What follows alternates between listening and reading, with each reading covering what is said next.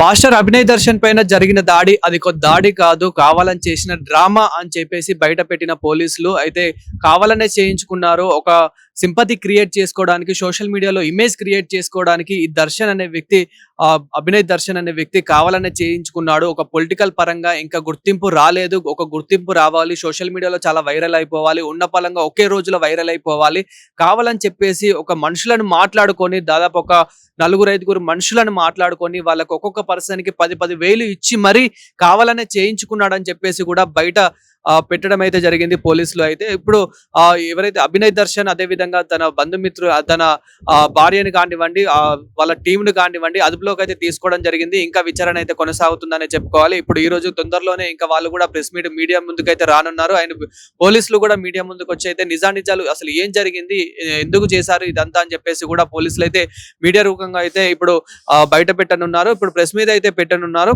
అయితే ఇంకా దర్శన్ మరి ఎందుకు ఈ విధంగా చేయించుకున్నాడు అని అంటే కనుక, ఇప్పుడు అతనైతే పాదయాత్ర చేస్తున్న విషయం ప్రతి ఒక్కరికి అయితే తెలిసిందే. అరకు నుంచి ఇప్పుడు ఇక్కడ వరకు అయితే తను ఏపీలో అయితే మొత్తానికైతే అతని టార్గెట్ సాధారణమైన వ్యక్తులు, అమాయకమైన వ్యక్తులు, ముఖ్యంగా గిరిజన ప్రజలని చెప్పుకోవాలి. ఈ గిరిజన ప్రజల్లోనే ఎక్కువ తిరుగుతూ కొన్ని సోషల్ మీడియాలో కూడా తను కొన్ని ఫోటోస్ అదే విధంగా వీడియోస్ కూడా పెట్టడం జరిగింది. ఆ వీడియోస్ లో కూడా తను మాట్లాడడానికి కూడా జరిగింది. నాకు కొన్ని బెదిరింపు కాల్స్ వస్తూ ఉన్నాయి, నాకు కావాలనే బెదిరిస్తూ ఉన్నారు అని చెప్పేసి కూడా ఇలాంటి ఫేక్ మాటలు చెప్పడం జరిగింది. ఫేక్ అని ఎందుకు అంటున్నానంటే కనుక, అతను కూడా ఇక్కడ ఫేక్ చేశాడు కాబట్టి స్క్రిప్ట్ గా రాసుకొని ఒక టీం ని ఏర్పాటు చేసుకొని తనపైన తనే దాడి చేయించుకొని, అంటే పొలిటికల్లో తనపైన ఒకరిపైన దాడి జరిగితే సింపతి క్రియేట్ అవుతుందని చెప్పేసి మన భారతదేశంలో ముఖ్యంగా ఉన్నది మనకు చాలా మందికి మనం చూసాము.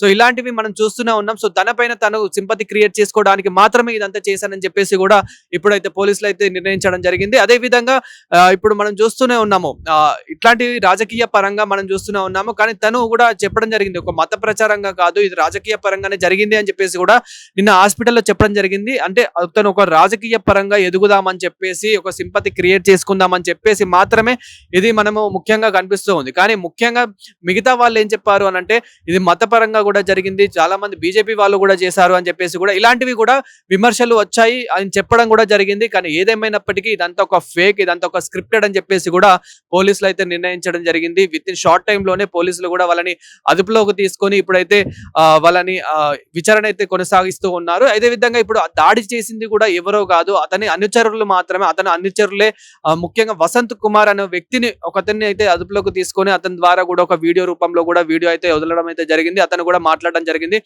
మమ్మల్ని ఇలా మాట్లాడుకున్నారు, నా పైన దాడి చేయండి, నా కారుని ధ్వంసం చేయండి, ఏదైనా అవుతే నేనే చూసుకుంటాను, చిన్న చిన్న గాయాలు చేసి ఒక హడావిడి చేసి హంగామా చేసేసి అని చెప్పేసి కూడా.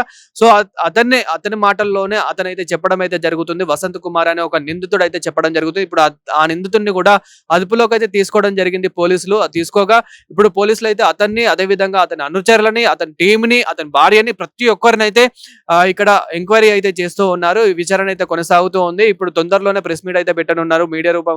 ఇప్పుడు మీడియా పరంగా అయితే ఏం జరిగింది, నిజాలు ఏంటి, ఎందుకు ఇలా చేశారు, అదే విధంగా ముఖ్యంగా ఇతని వెనకాల ఎవరు ఉన్నారు, అభినయ్ దర్శన్ వెనకాల ఎవరున్నారు అంటే పొలిటికల్ గా ఇప్పుడు అతను ఏదైతే భరోసా పార్టీ ఏర్పాటు చేశారో, ఈ పార్టీ అనేది జనాలకి ఇంకా రాలేదు.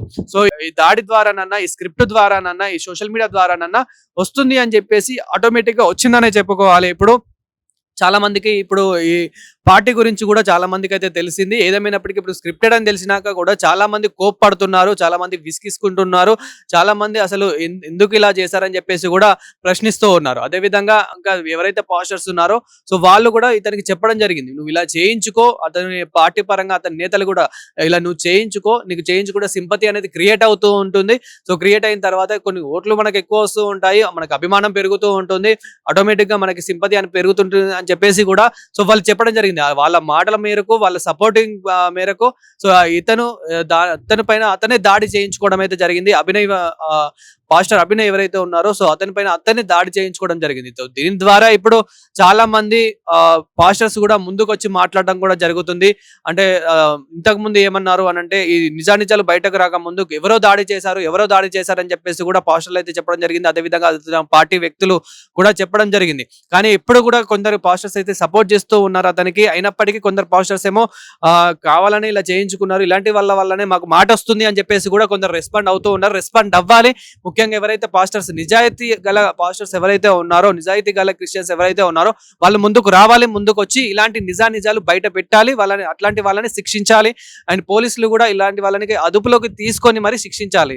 సో మరి ఏం జరుగుతుంది, ఎలాంటి శిక్ష వేస్తారు, ఇలా చేసుకున్నందుకు కూడా ఎలాంటి చట్ట ప్రకారం మరి ఎలాంటి శిక్ష పడుతుంది అనేది కూడా ఒకసారి వేసి చూడాలి. అండ్ ఇప్పుడు తొందరలోనే మీడియా రూపంలో అయితే నిజాలు ఏంటి అని అయితే బయట పెట్టనున్నారు. నా పేరు వసంత్ కుమార్ అండి. నేను మా ఆవిడ రీల్స్ చేసుకుంటాం. రీల్స్ చేసుకుంటుంటే వీళ్ళు మాకు అలా ఇన్స్టాగ్రామ్లో పరిచయం వేసి ఇలా మాకు వాళ్ళే చేయమని చెప్పాడండి. కార్డ్ని కొట్టేసి వెళ్ళిపోండి, మిగతా మేము చూసుకుంటాము అనేసి అభినయ్ దర్శన్ ఇంకా ఈ జాన్ బెనడి చెప్పాడు మాకు.